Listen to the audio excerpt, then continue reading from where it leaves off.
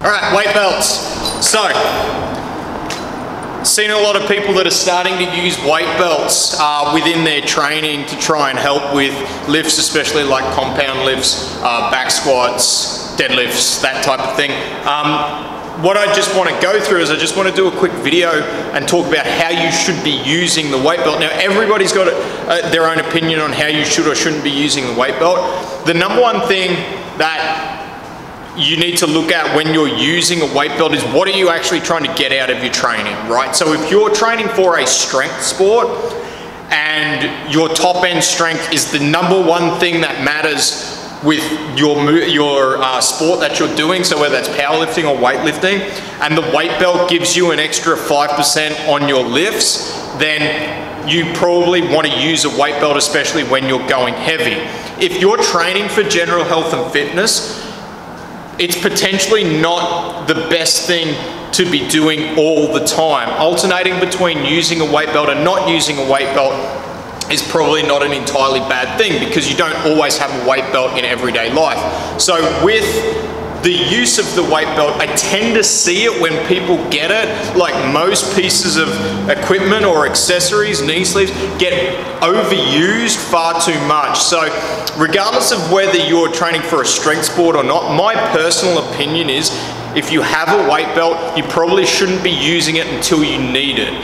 So what I mean by that is not using it through all your warm-up sets. Do your warm-up sets to not use the weight belt, and then when you start to get to the top end of what you're capable of doing, if it's going to add that extra 5%, especially on a day where you're feeling really good and you're going for a PR, then by all means chuck a weight belt in.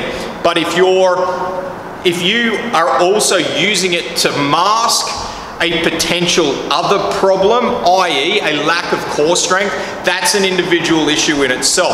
And it means you probably shouldn't be using the weight belt. One way you can tell is if you have a 140 kilo back squat for a 5 RM with a weight belt, but then without a weight belt, you're only able to do 100, 110, we've got a problem, okay? It shouldn't be that much of an increase from just the belt.